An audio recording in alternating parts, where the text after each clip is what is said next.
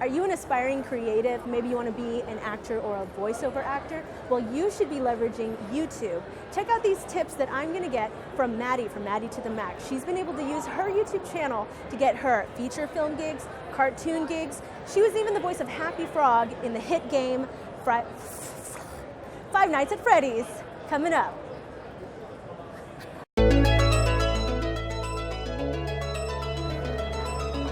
All right, let me know in the comments, do you think we should just always start with opening dance numbers? I don't know, I want to know. So welcome to Dare to Do So We Can Stop Now, where I, Michelle Osorio, teach you aspiring entrepreneurs who want to take your business online, how you can leverage YouTube to grow your personal brand or your business. And I'm here with my good friend Maddie from Maddie to the Max. We've actually worked together before. She played Cinderella in one of my projects. And I was hoping she could give some inspiration to you, show you her story of how she leveraged online video to book all sorts of awesome gigs as a voiceover actress. That's how I do. Yes. Okay, so tell us your story. How long have you been on YouTube, and what kind of roles did those end up leading to by putting yourself out there? I've been on YouTube for almost 6 years now, and when I started doing impression videos, it actually helped me expand my career and allowed me to show my range and what I could do so that casting directors could very easily see, oh, this is what she can do. So if somebody is an aspiring voiceover actor or an actor, should they start a YouTube channel? I think so, for sure. I mean, if you got the time, definitely do it. Because the thing about being an actor is that you as an actor can go, I can play anything. Every actor can play anything. That's great, you're an actor, we know that. But what type do you actually fit tends to be what they want to see you as. So if you're the tall, skinny blonde, you tend to go out for the ingenue roles, but man, you really want to play that hard-ass detective. So you're not getting cast as that. What can you do is you can actually write your own script. You can write your own monologue or short scene that you can do just for yourself. And it might seem like overwhelming, like I don't have a set, I don't have a crew. That's fine. Most of these things can be shot on a blank black background or white background, and you can just set up your phone. If you got good sound and decent lighting, that's fine, you can totally do it. I actually have a friend of mine who did a monologue a year challenge, or monologue once a week for a that year makes challenge. more sense. Not just the once a year. And because of that, she had this huge repertoire of different characters that she can pull from, so that if a casting director says, we really want to see you kind of playing this type of character, she's like, great, here's this video, I can do that. Here's this specific thing. Try different things with those monologues. Try being crazy and outrageous. Try being tame and introverted. You can really have a lot of fun with that because you have the freedom to do as many takes as you want, and they can be as bad as you want because you have another one due next week. And that's part of the challenge. You suck at first, and you get better as you go along.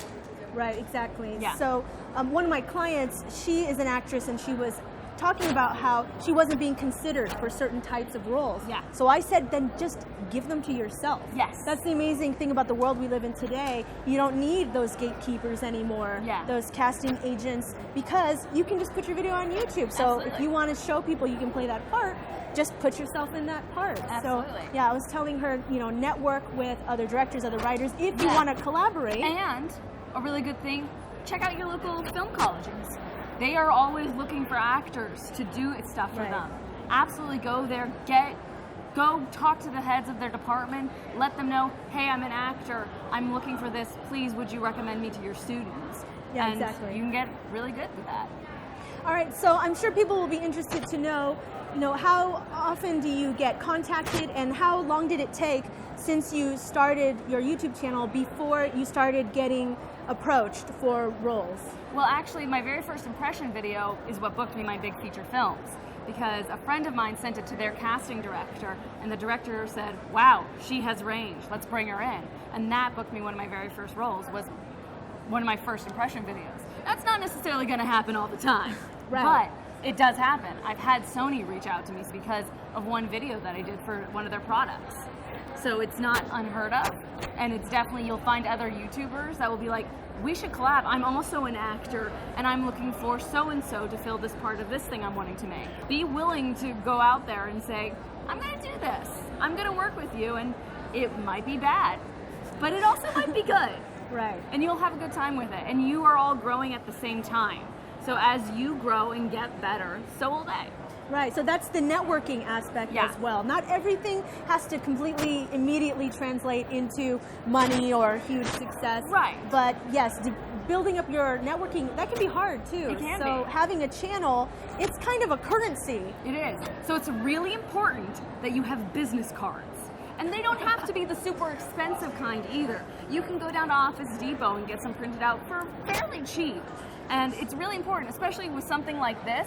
The number of times I've run into somebody and be like, hey, I want your card. You sound interesting. They're like, oh, I don't have a card, but here, take a picture of my badge. I'm like, no.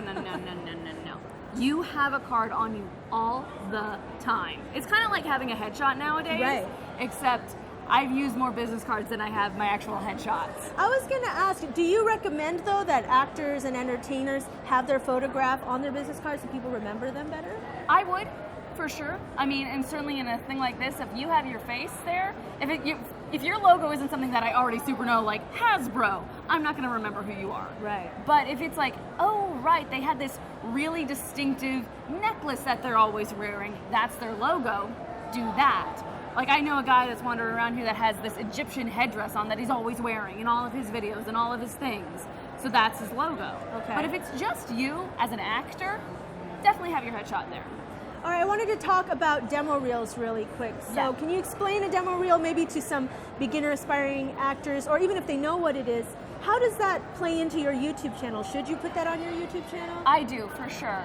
I mean, I have, when I want to send someone my link, if they go back to that channel that link is attached to, I want them to see everything else that I have done because I'm Right. very proud of everything else I've done. I've built up my brand with that. A demo reel, for those of you that don't know, is a very, very tight reel that shows, here's what I can do very quickly, ideally in 5-second clips. I have definitely seen demo reels that are like 5 minutes long. Don't do that. I don't care if it's this great monologue. Take the best 5 seconds because you maybe can get a casting director to watch 10 seconds of your demo reel. Don't put the best stuff at the end. Put it at the very beginning. That's really helpful. Yeah. So if you want to check out Maddie's demo reel, go check out her channel, Maddie to the Max. I'll also put the link in the description. I think that'll help you so you can get an example Yeah. of a really good demo reel that has helped Maddie get more gigs. Yeah. So thanks a lot for your time. Totally. And remember, always believe in yourself, never give up, and always be a dare to dreamer. Bye-bye.